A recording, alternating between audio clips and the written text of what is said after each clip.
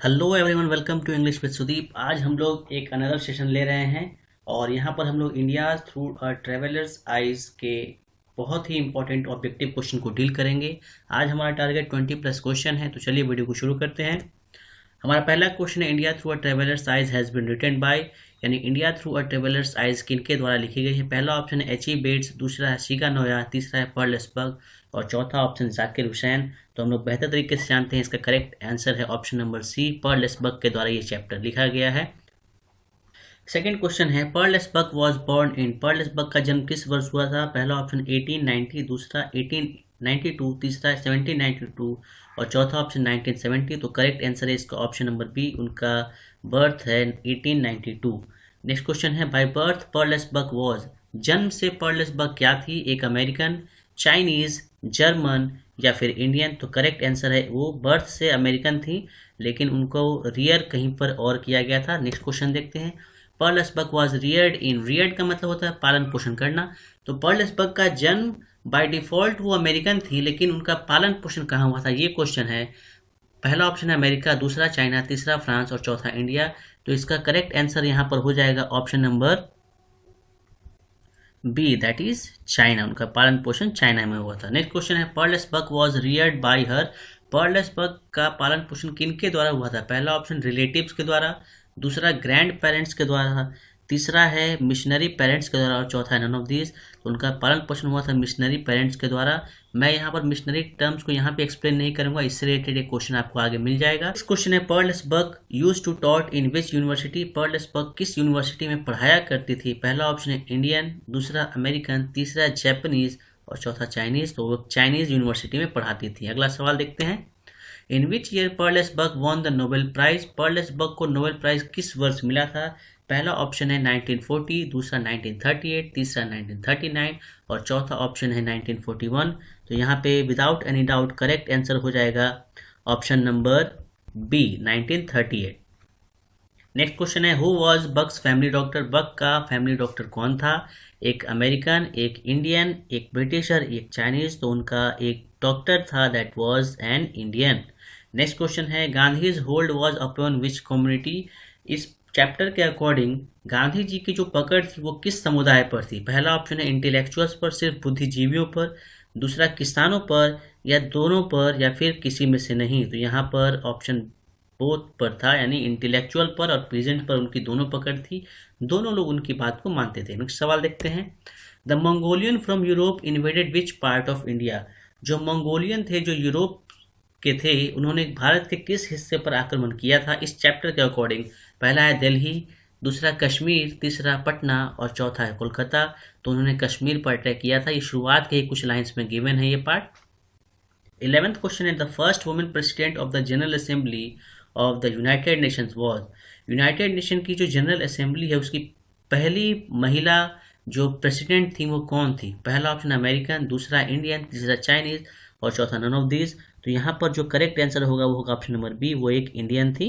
अगला सवाल कहता है, Indian under the British rule had a life span of, भारतीय जो कि ब्रिटिश रूल के अंदर थे उस दौरान उनकी जो लाइफ स्पैन थी, जीवन चक्र था, वो कितने समय तक जीवित रह पाते थे।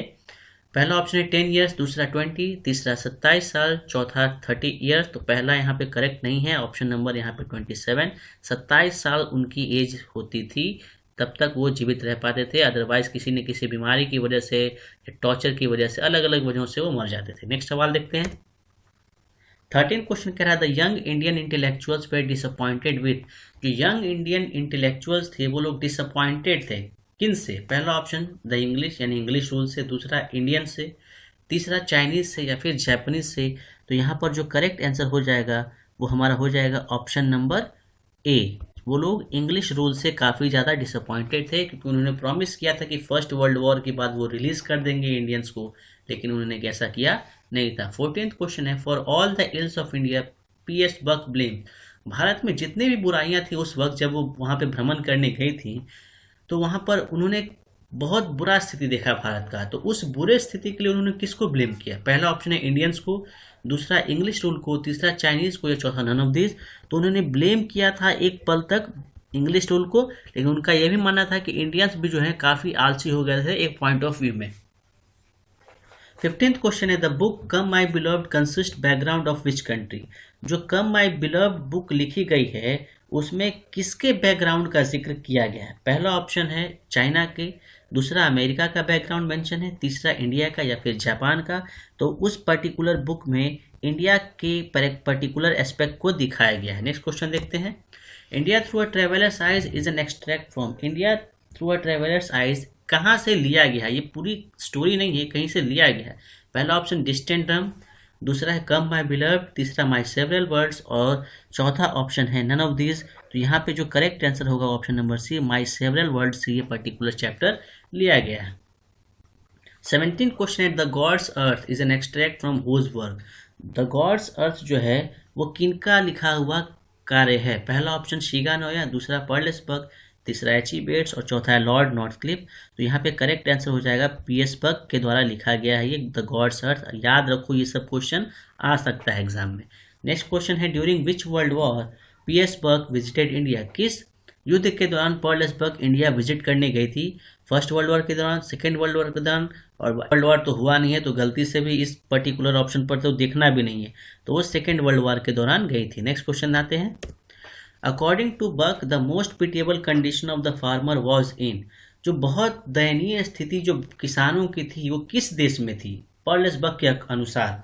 चाइना की, अमेरिका की, रशिया की या फिर इंडिया की। तो उन्होंने कहा था कि जो रशियन फार्मर्स थे उनको लगता था कि वही लोग सबसे गरीब है, लेकिन भारत आकर ऐसा लगा कि भारत से ज़्यादा गरीब किसान कहीं का नहीं है। ठीक है, नेक्स्ट क्वेश्चन देखते हैं। Nazism was associated with which personality. जो नाजिज्म है वो पर्टिकुलरली किस पर्टिकुलर फेमस इंसान से रिलेटेड है। पहला ऑप्शन है हमारा हिटलर यानी एडोल्फ हिटलर, दूसरा है डोनाल्ड ट्रंप, तीसरा है मुसोलिनी और चौथा ऑप्शन है हमारा नन ऑफ दिस। तो नाजिज्म हिटलर टर्म से। 21 क्वेश्चन है in second world war England was part of. Second world war के दौरान इंग्लैंड किसका हिस्सा था। आपको पता होना चाहिए कि सेकेंड वर्ल्ड वॉर के दौरान पूरा विश्व जो है दो हिस्से में बट गया था, एक था एक्सिस पावर और दूसरा था अलाइज पावर। हमसे पूछा गया है कि इंग्लैंड किसका हिस्सा था, तो इंग्लैंड अलाइज पावर का हिस्सा था और एक्सिस पावर के पर्टिकुलर एस्पेक्ट में चाइना और जर्मनी वगैरह थे। नेक्स्ट क्वेश्चन पे देखते हैं हम लोग। What is the synonym of colonisation. Colonisation का सिनोनिम क्या है, मतलब उसके जैसा सिमिलर वर्ड कौन सा है। पहला ऑप्शन है एक्सपेंशन, दूसरा रिडक्शन, तीसरा सुपीरियर और चौथा ऑप्शन है हमारा डिस्ट्रक्शन। तो कॉलोनाइजेशन रिप्रेजेंट्स एक्सपेंशन, ठीक है, मतलब विस्तार करना। नेक्स्ट क्वेश्चन है on which type of leaf P S. Berg was serve food. किस प्रकार के पत्ते पर पर्लेस बर्ग को भोजन परोसा गया था। पहला ऑप्शन है बनियान लीव्स, दूसरा बनाना लीव्स, तीसरा हिबिस्कस और चौथा है पाम लीफ। तो उनको भोजन परोसा गया था एक बनाना लीफ पर, केले के पत्ते पर, जो कि उनको काफ़ी पसंद भी आया था। नेक्स्ट क्वेश्चन है the ones who leave their home to spread the Christianity are known as. वैसे लोग जो अपने घर को छोड़ देते हैं ताकि ईसाई धर्म का प्रचार प्रसार किया जा सके, ऐसे लोगों को क्या कहा जाता है, ये हमारा सवाल है। पहला ऑप्शन है हमारा मिशनरी, दूसरा ऑप्शन है बैप्टिस्ट, तीसरा है फासिस्ट और चौथा ऑप्शन है नन ऑफ दिस।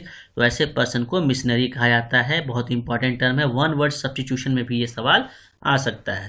तो thank you guys, I hope video आपके लिए हेल्पफुल रहेगा। पढ़ाई करते रहिए और जब भी आपको रिवीजन करने का मन हो आप एक बार ऑब्जेक्टिव देख लो, सारे चैप्टर का रिवीजन हो जाएगा।